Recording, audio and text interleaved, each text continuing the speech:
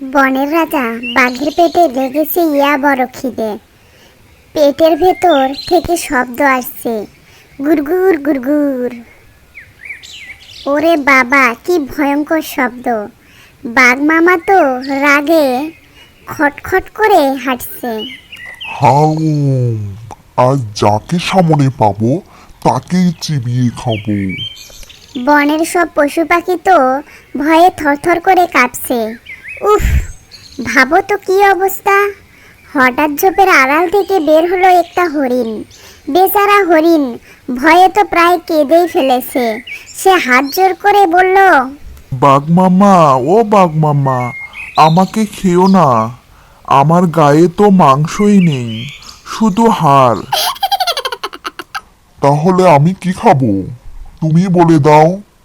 মামা, ওই গ্রামের শেষ মাথায় একটা ছাগল দড়িতে বাঁধা আছে। ওকে খেলে তোমার পেট একদম টইটুম্বুর হয়ে যাবে। এ কথা শুনে তো বাঘের জিভে জল চলে এলো। সে বলল, চলো তো দেখি।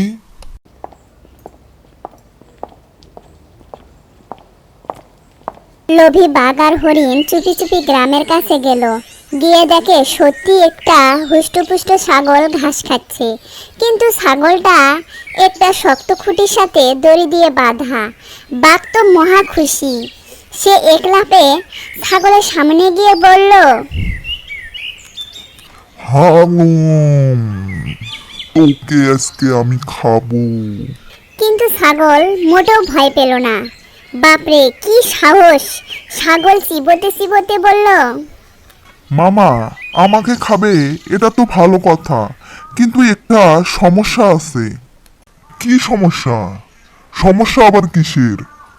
দেখছো না, আমাকে দড়ি দিয়ে বেঁধে রেখেছে, তাই আমি নড়তে পারি না, আর পেট ভরে জলও খেতে পারি না। আমার মাংস এখন খুব শক্ত আর বিস্বাদ। সি সি, শক্ত মাংস কে খায় বলো? তুমি যদি দড়িটা দাঁত দিয়ে কেটে দাও, তবে আমি পাশের পুকুর থেকে পেট ভরে জল খেয়ে আসব।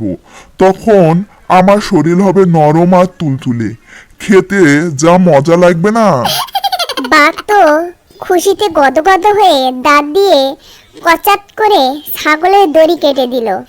ছাগল বলল, মামা, তুমি এখানে চোখ বদ্ধ করে হাঁ করে বসে থাকো, আমি জল খেয়েই সোজা তোমার পেটে ঢুকে যাব।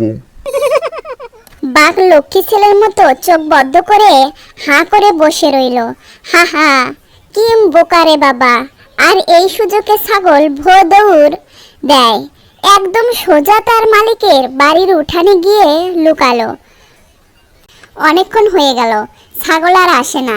বাঘ মামা চোখ খুলে দেখে আশেপাশে কেউ নেই। তখন বাঘ রাগে গর্জন করতে করতে ছাগলকে খুঁজতে খুঁজতে সেই বাড়ির উঠানে চলে গেল। আর তখনই হলো আসল মজা। বাড়ির মালিক বাঘকে দেখে ভাবলো, এটা বুঝি পাড়ার সেই বড় কুত্তাটা, যে রোজ তার মুরগি চুরি করতে আসে। মালিক হাতে একটা বিশাল ঝাড়ু নিয়ে তেড়ে এলো।